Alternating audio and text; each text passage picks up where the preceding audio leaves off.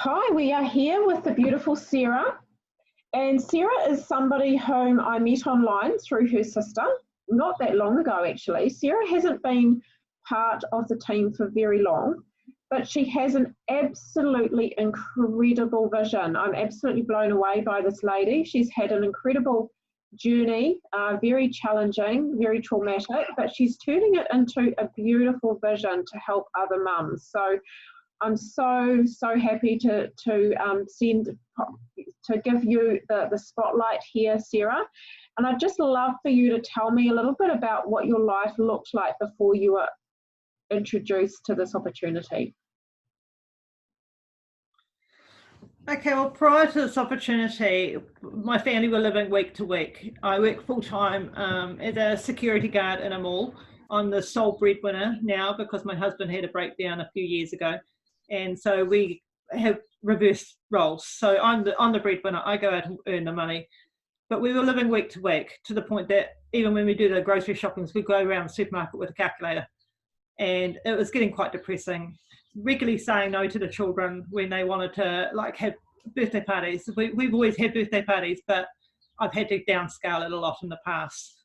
Working long hours away from my family in my job, and especially at the start there, I was working 4 or 5 nights a week, which was really hard on my young daughters who even now are definitely at the stage that they need mum at home, and the feeling of needing something more in my life. There was something missing.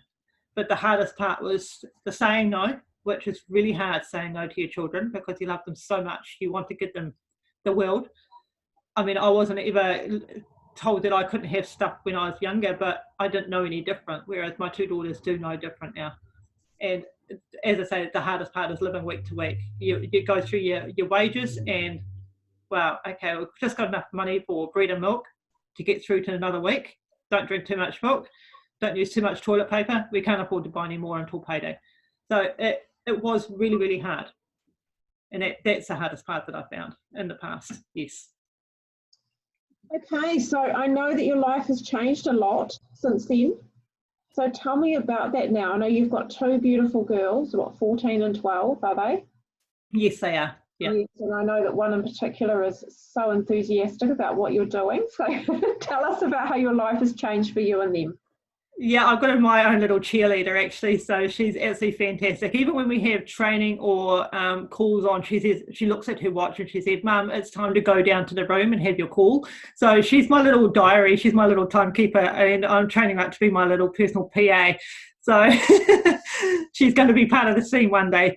I trust it. Trust me, she is. What I've found mostly is things are falling into place. I can't actually explain it, but the way the universe is working, it's just all falling into place. It's like there was this void in my life, then all of a sudden something has been dropped in my lap. And at first I was like, do I go for this? But then I just grabbed it and I thought, you know what, I'm doing this. I'm doing this for me. Because as I say, we were struggling. We struggled for a long time.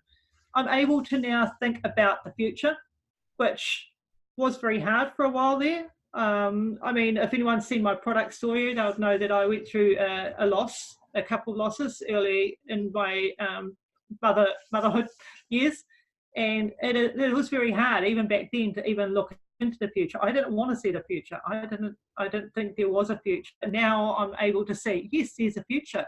And the best part is, as Tanya said, I've only been in this amazing opportunity for just over 6 months, I think it is, since the beginning of April. But even now, I'm just finding that I've got that little bit of extra cash going into a separate bank account. And if I want to say, okay, we're going to go out for dinner, or I want to treat the girls to a new pair of shoes that's not coming out of our money, then I can treat them. But the best part is being able to build up that savings so I can do special things with my family. So yeah, as I say, I am only new in the opportunity, and the best part is that the opportunity that of the mind training, of the positivity is just amazing, and that's what I've found has actually changed the whole family's lives. Yes. That real growth, isn't it? It's really grown you. Yeah. I've seen Yeah. it, watched you blossom. It's great. Yeah. And I know you've got a massive vision. I talked about that to start with. So please tell us about what you're excited about going forward and your incredible vision that you've got from other mums. Well, I've got a couple of visions for the near future, and then I've broken it up. So I've got a close future vision, which, as I said before, I hate saying no to my children. And we've actually booked a holiday to the Gold Coast in June next year. We're combining business and pleasure, and we're taking my daughters on a plane for the first time. Well, they've been to Wellington on a plane, but it's going to be a big holiday for 2 weeks in the Gold Coast with our two daughters. And my husband and I haven't been there since 1997 when we first started to try and have children. It was kind of like our second honeymoon back then. So yeah, we haven't been out of the country since 1997. So it's going to be huge. That's how much of a struggle our life has been in the past. The other vision is my husband wants to buy a bus and retire. And that's what I would like to see too. I'd like to be able to travel around with him in a bus and see different places. But the biggest vision of what I really want to see come to fruition, and I can feel it, and whenever I think about it, I get quite emotional.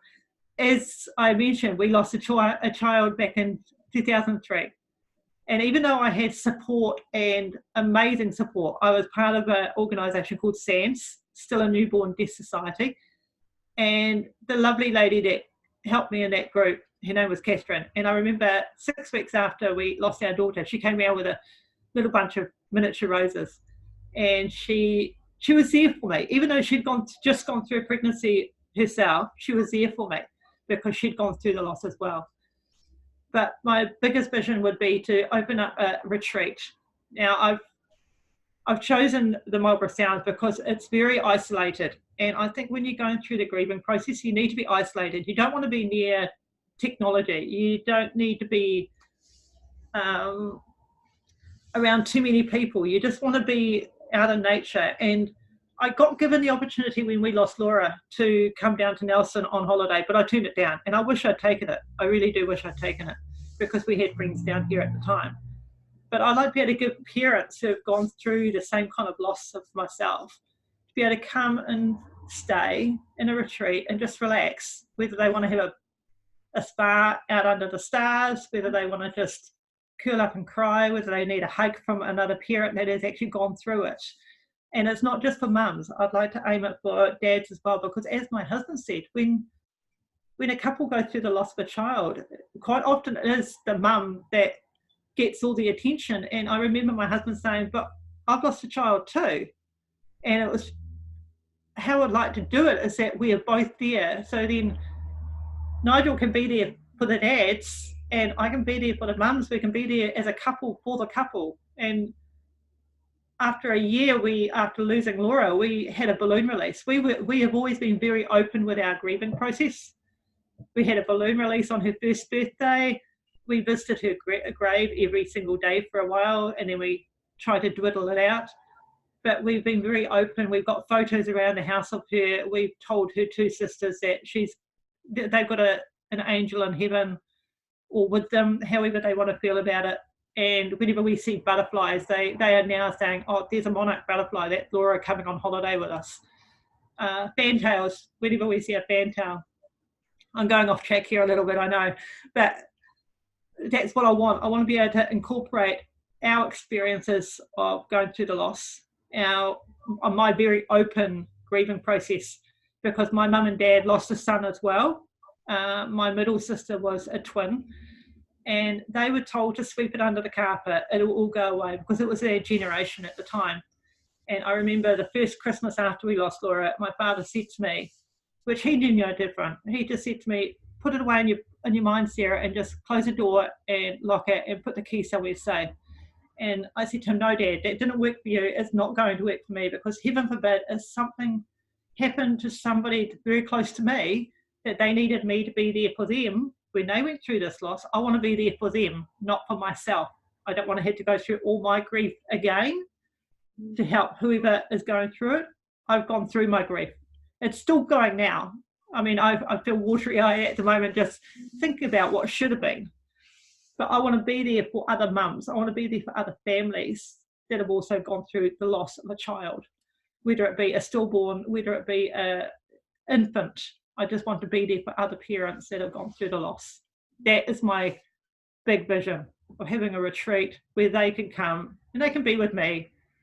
And whether they're spiritual, whether they're religious, they can just go for a walk in nature. They can just get back to basics, because I think a lot of times in this day and age, it is spoken about, but it's not openly grieved about as much as I think it should be.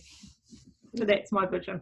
It's beautiful, Sarah. I love it. And I love too that this opportunity is really going to give you the choice and the chance to be able to do that for other families. So beautiful. Thank you so much for sharing with us, Sarah. Thank you.